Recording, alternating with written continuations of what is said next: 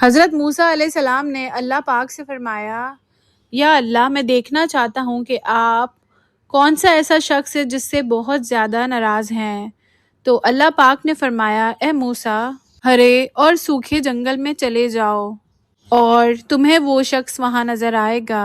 حضرت موسیٰ جب اس جگہ پہنچے، دیکھا ایک آدمی لکڑیاں کاٹ رہا تھا، اور حضرت موسیٰ علیہ السلام کے دل میں خیال آیا کہ اللہ کی پناہ، یہی ہے وہ شخص جس سے اللہ پاک سب سے زیادہ ناراض ہیں۔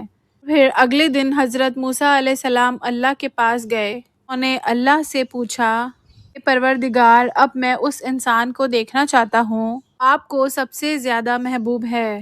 تعالیٰ نے دوبارہ پھر اسی جگہ جانے کو کہا دیا۔ جب حضرت موسیٰ علیہ السلام وہاں پہنچے کر حیران رہ گئے کہ وہی شخص وہاں موجود تھا۔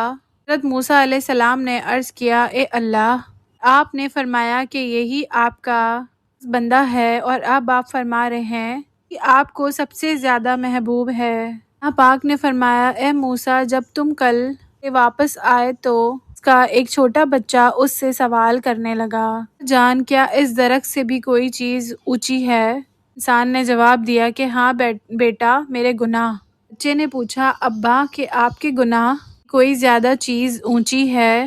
یہ سن کر وہ شخص رونے لگا، کہنے لگا کہ اللہ کی رحمت میرے گناہوں سے بھی اونچی ہے۔ اس کی اسی بات پر میں نے اس کے سارے گناہوں کو معاف کر دیا۔ پیارے ناظرین، حضرت موسیٰ علیہ السلام کی قوم نے پوچھا کہ آپ کا رب سوتا ہے؟ علیہ السلام نے ان کو ڈانٹ دیا۔ آپ نے کہا، نہیں، ایسا کر تو نہ، 2 پیالے لے کر کھڑے ہو جا، اور خیال کرنا پہلے یہ گرنے نہ پائیں۔ علیہ السلام بڑے ہی طاقتور ہستی تھے۔ آپ پیالے لے کر کھڑے ہو گئے، اور کھڑے اونگ آنے لگی۔ ایک جھٹکا لگا، سنبھل لیا، دوسرا لگا، سنبھال لیا، اور تیسرا جھٹکا لگا تو پیالے گر گئے، ٹوٹ گئے اور پانی بہہ گیا۔ اب موسیٰ یہ سمجھانے کے لیے تھا، اگر تیرا رب بھی سو جائے تو یہ زمین آسمان کے پیالے ایسے ٹوٹ کے بکھر جائیں گے۔